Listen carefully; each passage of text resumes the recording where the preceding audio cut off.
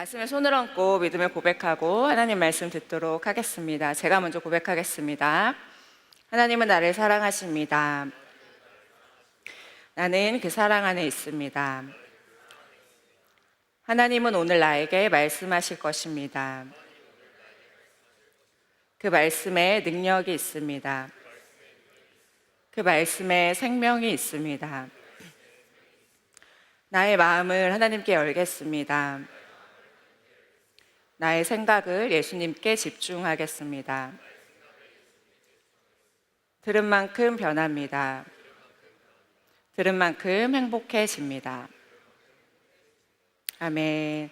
오늘 말씀은 마태복음 13장 47절부터 50절 말씀인데요. 저와 여러분들이 교독하도록 하겠습니다. 제가 먼저 읽을게요. 또한 하늘나라는 호수에 던져 온갖 종류의 고기를 잡는 그물과 같다. 그물이 가득 찼을 때 어부들은 바닷가로 그물을 끌어당겼다. 나쁜 것들은 던져버렸다.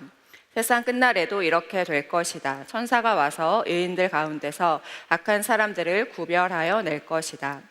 천사가 그들을 불타는 아궁이에 던질 것이다. 사람들이 그곳에서 슬피 울고 고통스럽게 이를 갈 것이다. 아멘. 오늘 마태복음 13장 말씀은 이제 예수님께서 전해주시는 하나님 나라의 비유에 대해서 이제 13장이 쭉 나오게 되는데, 오늘은 그 비유의 마지막 시간입니다. 저희가 이제 하나님 나라 시리즈를 시작하면서 씨 뿌리는 자의 비유를 시작해서 알곡과 가라지, 겨자씨와 누룩 여러 가지 그 비유에 대해서 말씀을 들었다면, 오늘은 그 마지막 비유로 그물에 대한 이야기를 예수님께서 들려주십니다.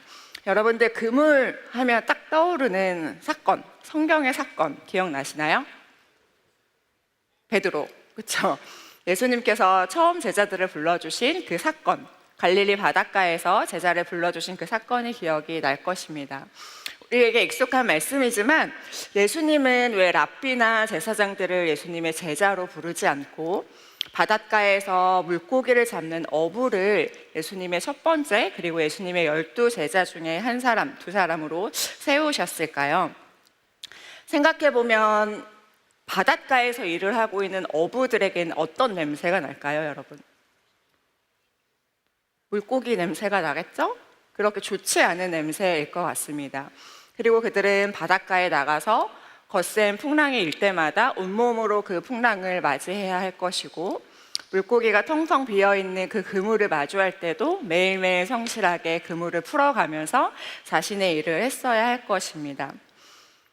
예수님께서는 물고기 잡는 거에 익숙하고 물고기 잡는 거에 전문가인 예수님의 제자들을 부르시는데, 그들을 찾아가서 뭐라고 말씀하시냐면 마태복음 4장 19절 말씀을 저와 여러분들이 같이 한번 읽어보도록 하겠습니다. 시작. 나를 따라오라. 내가 너희로 사람을 낚는 어부가 되게 하리라. 평생을 물고기 잡던 사람들을 부르셔서 이제는 내가 너희를 사람을 낚는 어부가 되게 할 것이다. 그러니까 나를 따라오라 라고 예수님께서 말씀하십니다. 제자들에게는 이 그물 이야기가 굉장히 익숙한 이야기였을 것입니다.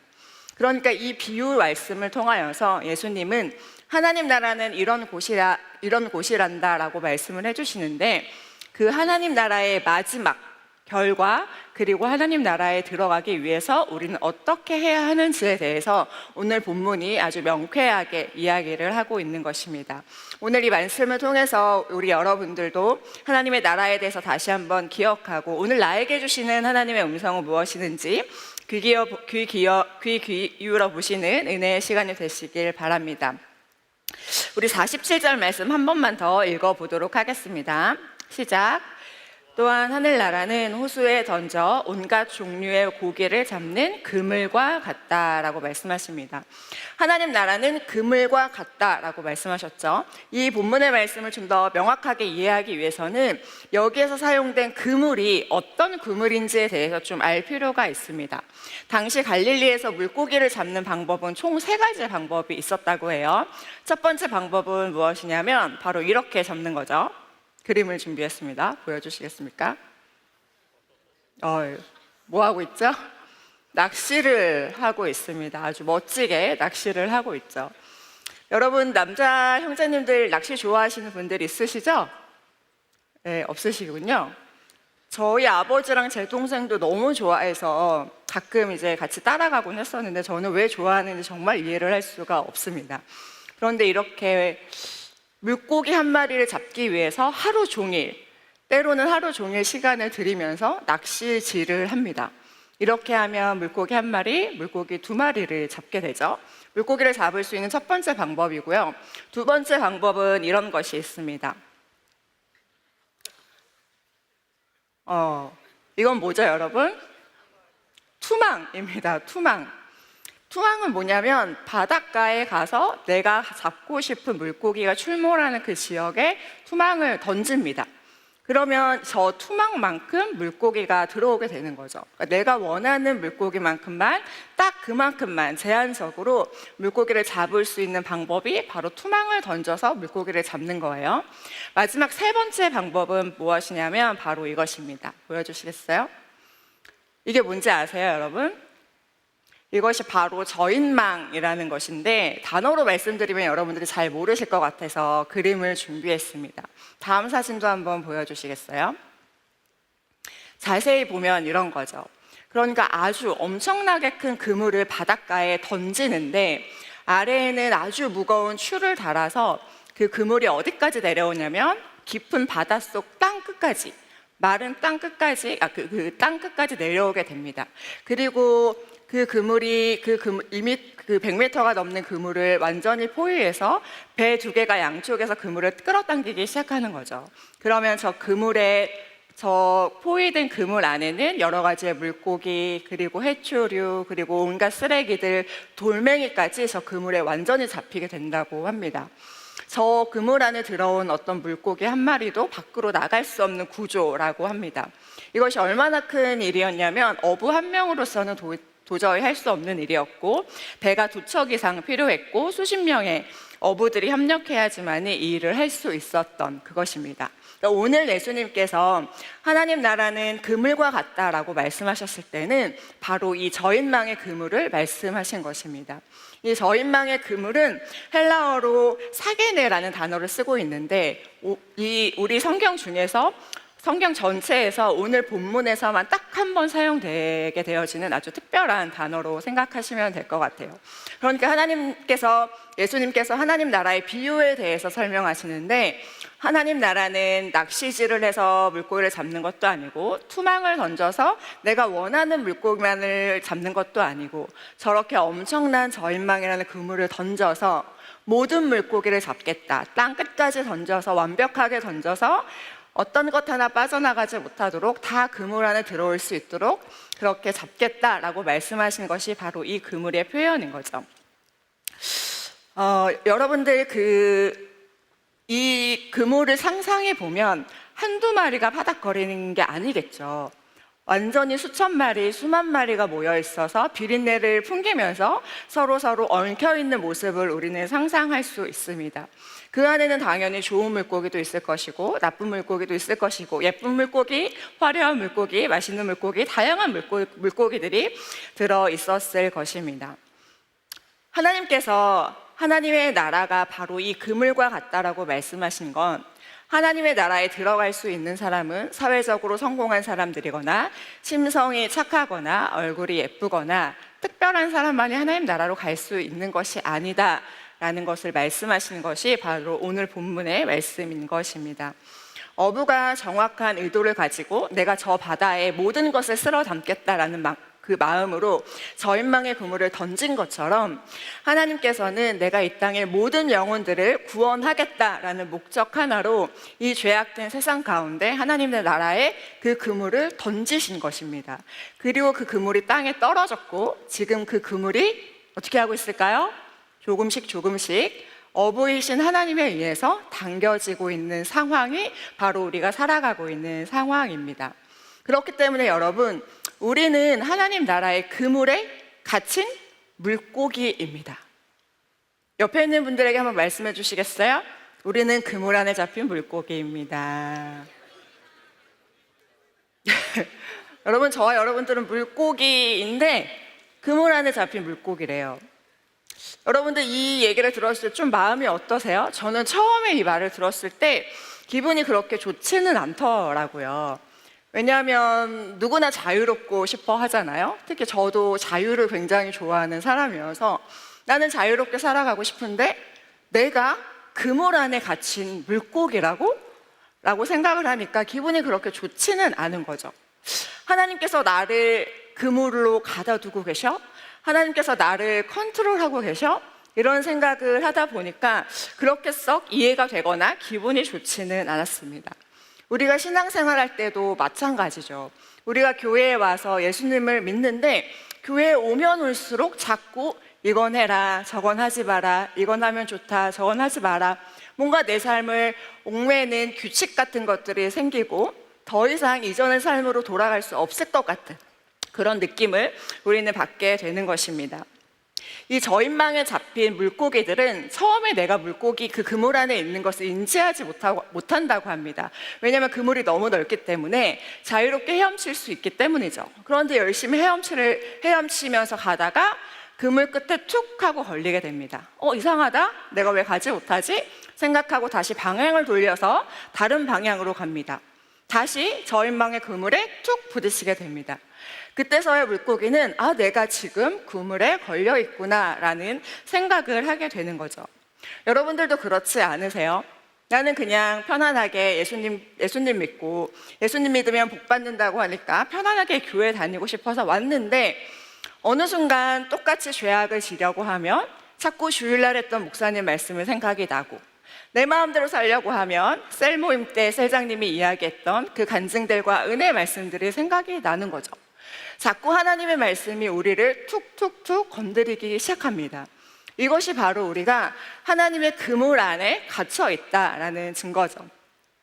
저희 교회 한 형제님이 예수님을 믿게 된 지 얼마 안 되신 분이 계셨습니다. 그분이 이제 예수님을 뜨겁게 믿고 교회 생활을 열심히 했는데 친구들은 아무도 예수님을 믿지 않은 그런 상태였어요.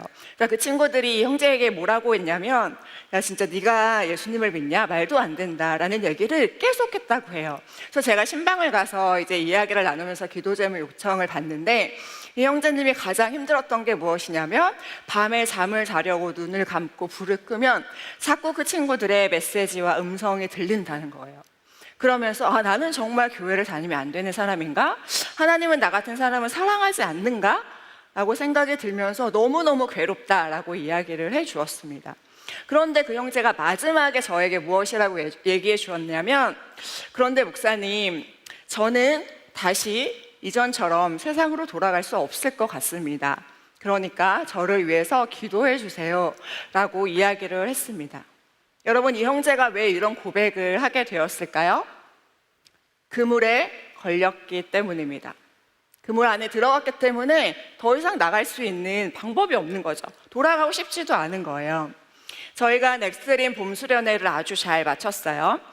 우리 넥스트림 봄수련회에 참석한 한 형제님의 이야기를 듣게 되었는데 이 형제님이 저희 수련회 마지막 날 이제 회사에서 콘서트를 보내줘서 콘서트에 참석하고 집으로 갔다라고 합니다. 근데 그 형제님이 우리 회장님께 카톡을 보냈는데 제가 전체는 못 읽어드리고 한 부분만 읽어드릴게요. 이렇게 카톡을 보냈다고 해요. 형 집에 잘 들어가셨어요? 방금까지 콘서트 갔다 왔지만 수련회에서의 기억이 훨씬 깊고 은혜로워서 돌아가는 길에 찬양을 들으며 돌아갑니다. 어쩌고 저쩌고 이렇게 쓴 거예요. 여러분 생각해 보세요. 콘서트와 우리 수련회 때 함께 불렀던 그 예배와 찬양을 생각해 보면 그냥 겉으로 볼 때 뭐가 더 화려하고 뭐가 더 기분 좋고 신났겠습니까, 여러분? 수련회요, 그쵸? 수련회죠. 그런데 그냥 상식적으로 생각해 보면 아무리 부족한 그 콘서트라고 해도 저희의 그 조명과 이런 것들이 비교할 수 없었겠죠. 그런데 이 형제님은 보통 콘서트 끝나고 집으로 돌아갈 때는 내가 좋아하는 그 아티스트의 음악을 들으면서 돌아가기 마련인데 콘서트가 끝나자마자 찬양을 들으면서 집으로 돌아가는 고백을 했다라는 거죠. 여러분 이 형제는 왜 이런 고백을 했을까요? 걸려들었기 때문이죠. 그물 안에 있기 때문이에요. 더 이상 갈 수 없어요. 저는 이분이 누군지 몰라요. 이 자리에 계시다면 형제님 축복합니다. 걸려드셨습니다. 다시는 돌아가실 수 없습니다. 여러분, 이것이 두 형제님에게 이 그물 안에 있는 것이 올무이고 압박일까요? 내가 이 그물 안에 있다는 것이 너무 고통스럽고 괴롭다라고 말을 하는 것일까요? 그렇지 않죠. 그렇지만 이 세상은 우리를 향해서 뭐라고 하냐면, 너가 드디어 하나님의 그물에, 교회의 그물에 걸려들었구나. 너는 이제 실패한 인생이다. 세상의 즐거운 문화와 세상의 아름다운 것들을 더 이상 누릴 수 없게 될 거야 라고 이 세상은 우리에게 말합니다. 넌 더 이상 네 마음대로 살 수 없을걸? 너는 아직도 청춘이고 청년인데 너에게 자유는 다 이제 사라졌을 거야 라고 하면서 끊임없이 우리에게 이제 그 그물에서 나와서 다시 세상으로 돌아오라고 이야기를 하게 되는 거죠. 그렇지만 여러분, 그 안에 세상 가운데 정말 참 자유가 있습니까? 그렇지 않죠. 돈과 성공과 명예와 서로 이기심과 우상숭배와 여러 가지의 악한 사단의 그런 올무 가운데 우리를 삼키려고 준비하고 있는 것이 저 악한 세상 가운데 있는 것입니다. 그렇기 때문에 이 하나님께서 내려주신 그물 안에 있다는 것은 우리에게 감옥도 아니고 올무도 아닙니다. 오히려 우리를 사랑하시는 하나님의 그 은혜의 울타리 안에 우리가 있을 수 있다는 안전한 보호막인 거죠. 그렇기 때문에 이 하나님의 그물 안에 들어온 사람들은 다시는 세상으로 돌아갈 수도 없고 돌아가고 싶은 마음도 없습니다. 바로 이것이 하나님의 나라라고 성경은 이야기하고 있습니다.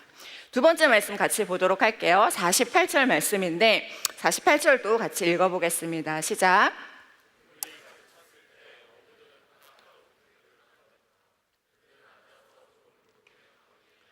나쁜 것들은 던져버렸다. 우리가 하나님의 은혜로 하나님의 그물 안에 있다는 것은 참으로 복된 일이고 좋은 일입니다. 너무 다행인 거예요. 그런데 성경은 무엇이라고 이야기를 하고 있냐면, 우리가 그물 안에 있다고 할지라도 그것이 끝이 아니다라고 이야기를 하는 거죠. 48절 제가 다시 한번 읽어드릴게요. 그물이 가득 찼을 때 어부들은 바닷가로 그물을 끌어당겼다. 그들은 앉아서 좋은 물고기는 바구니에 담고 나쁜 것들은 던져버렸다라고 말합니다. 내가 비록 그물 안에 있다 할지라도 마지막에 그 그물에 모든 물고기가 가득 차서 해변가로 끌어당겼을 때 어부가 그곳에서 좋은 물고기는 바구니에 담고 나쁜 물고기는 던져버린다라고 이야기를 하고 있는 것이죠. 그러니까 이것은 무엇을 말하냐면, 내가 하나님의 은혜를 받고 예수님을 믿게 됐고 교회에 다니게 됐고 세례도 받고 열심히 하나님을 믿는다고 해서 자동적으로 이 구원이 완성되는 것은, 보장되는 것은 아니라는 것을 이야기를 하고 있습니다. 여러분, 이제 좀 헷갈리기 시작하시죠? 목사님, 그럼 제가 구원을 못 받았다는 건가요? 저 아직 구원의 확신이 없는데 그렇게 말씀하시면 좀 안 되죠? 이렇게 생각하시는 분들이 있으실 수도 있어요. 여러분, 예수님께서 오늘 이 얘기를 하시는 이유는 뭐냐면, 우리에게 위협을 주시거나 겁을 주시려고 이 말씀을 하시는 것이 아니라, 이미 그물 안에 있는 우리에게 다시 한 번의 기회와 또 좋은 물고기가 될 수 있는 그 기회가 우리에게 있다라는 것을 말씀하고 있는 것입니다. 여러분, 그물 안에 있는 고등어가 연어가 될 수 있을까요? 없죠. 그물 안에 있는 꽃게가 쏘가리가 될 수 있을까요? 없습니다. 물고기는 바뀔 수 없어요. 그런데 하나님의 그물 안에 걸려있는 우리는 나쁜 물고기가 좋은 물고기가 될 수 있습니다. 이것이 바로 하나님의 은혜이고 하나님의 복음이에요. 그런데 여러분, 그렇기 때문에 우리는 목사님, 저는 좀 나쁜 물고기인 것 같은데, 제가 비록 그물 안에 있지만 저는 지금 제 상태가 좀 나쁜 물고기인 것 같아요. 그렇다면 아직 그물 안에 있을 때 우리는 좋은 물고기가 될 수 있는 거죠. 여러분들, 마태복음 9장 13절 말씀 같이 한번 읽어보도록 하겠습니다. 시작. 나는 의인을 부르러 온 것이 아니라 죄인을 부르러 왔다. 여러분, 예수님은 죄인을 부르러 왔다라고 말합니다. 그러니까 이 세상에 어떤 사람도 처음부터 좋은 물고기는 없었다는 거죠. 처음부터 의인은 없었습니다. 그런데 우리가 어떻게 의인이 되고 좋은 물고기가 될 수 있냐면 하나님께서 값없이 던져준 그 그물 안에 있기 때문에 그 자체로 우리는 하나님의 자녀라는 칭함을 받을 수 있고 좋은 물고기가 될 수 있다는 거죠. 조금 복잡해지기 시작하시죠? 제가 다시 질문 드려볼게요. 그렇다면 예수님께서 말씀하시는 좋은 물고기와 나쁜 물고기의 차이점은 무엇일까요? 여러분들은 내가 좋은 물고기라고 생각하세요? 나쁜 물고기라고 생각하세요? 하나님 나라 비유 말씀하실 때 제가 첫 번째 말씀드렸던 씨 뿌리는 자의 비유를 생각해 보면 조금 쉬울 수 있습니다. 첫 번째 복음의 씨앗이 어디에 떨어졌죠? 길가에 떨어졌습니다. 길가에 떨어진 씨앗을 누가 와서 가지고 가버렸죠? 새가 와서 가지고 가버렸습니다. 교회에 와서 하나님의 말씀을 듣고 예수님은 알지만 곧바로 세상의 염려와 근심과 여러 가지로 사단이 그 복음을 빼앗아 가버리는 거죠. 그냥 스쳐 지나가 버리는 거예요. 두 번째는 돌밭에 뿌려졌죠. 돌밭은 무엇입니까? 말씀을 듣고 감정적으로 좋아해요. 우리가 수련회 갔다 와서 너무너무 기쁜 것처럼 너무너무 좋아해요. 그런데 세상 가운데 어려움이 닥치기 시작하면 그 뿌리를 깊이 내리지 못하고 시들어서 죽게 되는 것입니다. 그런데 마지막 좋은 땅에 떨어진 이 씨앗은 어떻게 됐죠? 나중에 30배, 60배, 100배의 열매를 맺게 되어집니다. 여러분, 똑같은 씨앗이 뿌려졌어요.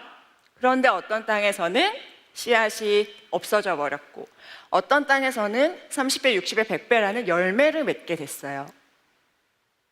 어떤 물고기가 좋은 물고기고 어떤 물고기가 나쁜 물고기일까요? 이제 조금 이해가 되실까요? 그렇다면 여러분, 어떻게 해야지 우리가 좋은 물고기가 될 수 있을까요? 여러분, 우리 모두 다 좋은 물고기가 되고 싶지 않으십니까? 그런데 어떻게 하면 나는 좋은 물고기가 될 수 있을까요? 우리가 열심히 노력한다고 해서 좋은 물고기가 될 수 있을까요? 잘못하면 우리의 행위로 구원을 받는다라는 이상한 신학적 논리로 빠지게 되어집니다. 여러분, 우리가 좋은 물고기가 되는 것, 그러니까 구원을 받는 건 나의 노력과 나의 힘과 나의 어떠함으로 이룰 수 있는 것이 아닙니다. 목사님, 이것도 아니고 저것도 아니고 도대체 어쩌라는 거예요? 약간 헷갈리기 시작하시죠? 제가 아주 쉬운 비유로 말씀드려보도록 하겠습니다. 여러분들 정말 좋아하는 가수나 아티스트나 사람들이 있으면 어떻게 가장 먼저 무엇을 하는지 아세요? 내가 막 BTS를 좋아해. 그럼 어떻게 하는지 아세요? 아미 그 클럽에 들어가죠. 팬클럽에 들어가죠. 제가 우리 넥스트림 설교할 때마다 자이언티 얘기를 너무 많이 해서 제 친구가 이제 그만 좀 해라 라고 이야기를 했는데 오늘 한 번만 더 말씀을 드릴게요. 오늘까지만 해볼게요. 제가 진짜 좋아하잖아요, 자이언티를. 그래서 제가 올해 1월 달에 교회에서 쉬는 시간을 주셔서 한 달 쉬었잖아요. 제가 그때 자이언티의 팬사인회에 다녀왔습니다. 네, 아주 어려웠어요. 신청해서 어떻게 저를 뽑아주셔가지고 다녀왔거든요. 그래서 제가 그 한남동에 있는 한 카페에서 해서 이제 갔다 왔는데 사람들이 쫙 줄을 서 있는 거예요. 근데 그 사람들이 줄 서 있는 사람들의 연령대가 어떻게 됐는지 아세요? 10대부터 20대 초반. 여러분들의 나이대 아주 힙한 옷차림을 하고 있는 형제 자매님들이 줄을 서 있는 거예요. 저는 몇 살? 40대. 거기에서 저만 홀로 40대가 줄을 서 있었습니다. 저는 전혀 위축되지 않았어요. 당당하게 말을 걸기 시작했습니다. 어디서 오셨어요? 얼마나 좋아하셨어요? 하면서 그 줄을 다 지나서 드디어 사인을 받고 인사를 하고 제가 교회 목사입니다. 기도하고 있습니다. 이렇게 전해주고 힘내세요 하고 사진을 찍고 돌아왔어요. 여러분, 만약에 제가 여러분 앞에서 말로만 여러분, 저는 자이언티를 좋아합니다. 그래서 팬클럽에 가입을 했어요. 라고 말로만 하고 그런데 자이언티가 어떤 걸 좋아하는지, 어떤 음악을 하는지, 무엇을 하면서 다니는지 아무것도 모른다면 제가 정말로 그 가수를 좋아하는 것일까요? 아니죠. 그럴 리가 없죠. 여러분, 마치 제가 굉장한 약간 이상한 비유를 든 것 같기는 하지만 이거와 비슷한 것이라고 생각하시면 돼요. 우리는 예수님의 은혜로 칭의, 그러니까 나는 구원을 받았다라는, 하나님의 자녀가 됐다라는 인증을 받았습니다. 너무 감사하죠? 이것이 하나님의 은혜예요. 그렇다면 하나님의 자녀가 됐으니까 하나님의 자녀가 된 우리는 어떻게 살아야 할까요? 하나님 보시기에 좋은 모습으로 살아야 되죠. 하나님 말씀도 듣고 기도하는 것이 기쁘고 즐겁고 다른 사람들을 위해서 선을 베풀고, 이것이 바로 하나님의 자녀로서 당연하게 살아가야 하는 마땅한 반응입니다. 그런데 이상한 어떤 다른 사람들은 그것을 마치 율법을 지키는 것처럼, 우리의 행위로 구원을 받는 것처럼 우리를 조금 더 강력하게 옥죄는 그 율법으로 우리를 이해하게 만든다는 것이죠. 그렇지만 하나님 나라는 절대 그렇지가 않습니다. 지난주 말씀드렸던 것처럼 그 넓은 밭에서 보물을 발견한 사람은 기뻐하며 집에 돌아가서 자신의 있는 모든 소유를 기뻐하며 다 팔아버립니다. 억지로 팔지 않았어요. 왜냐하면 그 보물이 얼마나 소중한지 알았기 때문이죠. 내가 보물을 발견하고 나서 자연스럽게 따라오는 반응이 바로 이것이라는 것입니다. 여러분들이 하나님의 자녀가 됐고 구원을 받았다면, 예수님을 믿었다면 당연히 말씀과 기도와 교회에서 행하는 모든 양육 프로그램들이 기쁘고 즐겁겠죠. 그리고 여러분의 삶은 이전과 다른 삶으로 변화될 수밖에 없죠. 내가 하나님의 자녀가 됐는데도 이전처럼 똑같이 죄를 지으면서 살고, 이전처럼 똑같이 세상에서 나아가는 것이 예배 드리는 것보다 더 좋고, 그렇다면 그 사람의 구원이 정말인지, 그 사람의 믿음이 정말 살아있는 믿음인지 다시 우리는 질문을 해볼 필요가 있는 것입니다. 마태복음 7장 21절은 이렇게 이야기를 하고 있어요. 같이 한번 읽어보도록 하겠습니다. 시작. 나에게 주님, 주님이라고 말하는 하늘나라에 들어가는 것이 아니다. 하늘에 계신 내 아버지의 뜻대로 행하는 사람만이 하늘나라에 들어갈 것이다. 아멘. 예수님께서 명확하게 말씀하고 계시죠. 나를 향하여서 주님, 주님이라고 부르는 사람이 하나님 나라에 들어가는 것이 아니라 하나님 아버지의 뜻대로 행하는 자가 천국에 들어갈 수 있다라고 이야기를 하고 있습니다. 여러분, 우리 모두는 하나님의 은혜로 하나님의 그물 안에 있습니다. 그렇지만 그물 안에 있는 모든 물고기가 좋은 물고기로 어부의 바구니에 들어가지 않는다는 사실을 기억하시기를 바랍니다. 그러면 어떻게 해야 하는 것인가? 이어서 마지막으로 49절에서 50절 말씀 같이 한번 읽어보도록 하겠습니다. 시작. 세상 끝날도 이렇게 될 것이다. 천사가 와서 의인들 가운데서 악한 사람들을 구별하여 낼 것이다. 천사가 그들에게 불타는 아궁이에 던질 것이다. 사람들이 그곳에서 슬피 울고 고통스럽게 이를 갈 것이다.